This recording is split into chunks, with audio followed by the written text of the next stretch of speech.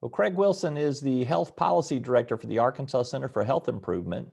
While there's been a lot of focus on raising teacher salaries in the news these last few weeks, there's another set of educators and healthcare professionals in public schools that Wilson says needs a special amount of attention.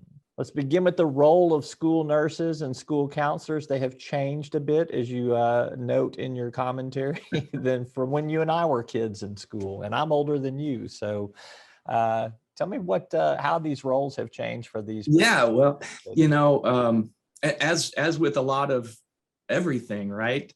Medical technology, digital technology has all become more complicated. So the way that kids learn and the way that kids receive health services, and they have a need for therapeutic services, both physical and mental, has all become more complex.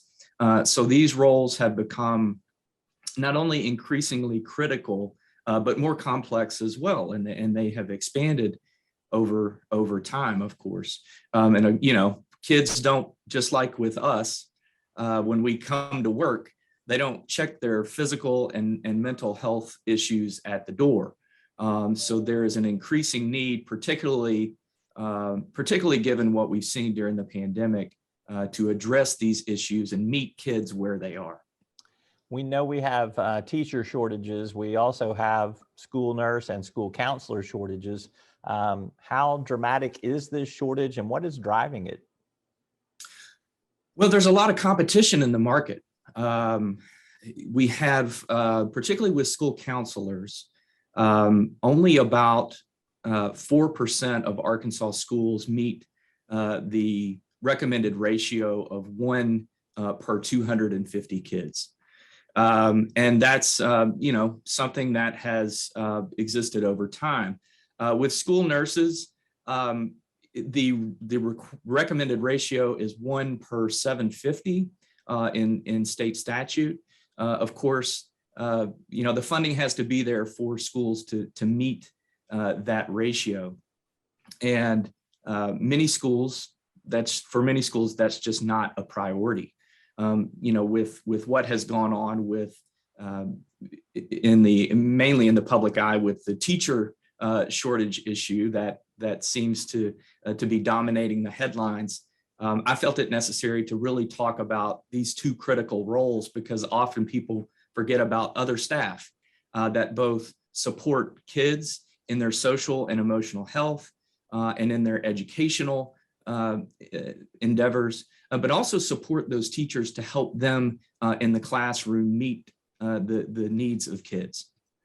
You cite a Pew Research report in this article that you've written for us that basically says for school nurses in particular, they may be paid $10,000 or $20,000 less than what a nurse working for a hospital or a physician's office may. And we have seen those salaries escalate over the last couple of years. That's going to be an issue I presume legislators are going to have to deal with, and school boards and school officials are going to have to deal with. I mean, how significantly are they behind in pay? Well, the report says it's about $10,000 to $20,000 difference, and certainly for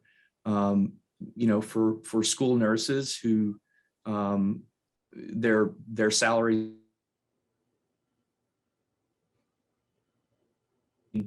increasing salaries in the private sector, particularly with hospitals and physician clinics, that might be very attractive for them. Of course, school nursing is a very specialized skill, but nonetheless, when those salaries outpace school nursing salaries by that much, it's certainly going to become attractive. And I think that school districts and perhaps the legislature are going to really have to recognize this issue and really decrease that delta so that you're maintaining these critical roles in schools.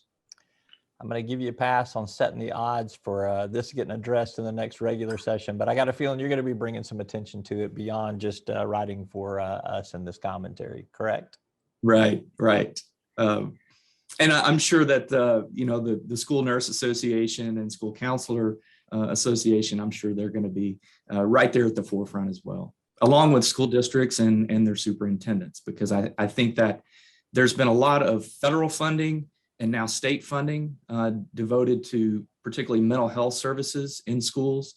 And you got to find the personnel to deliver those services.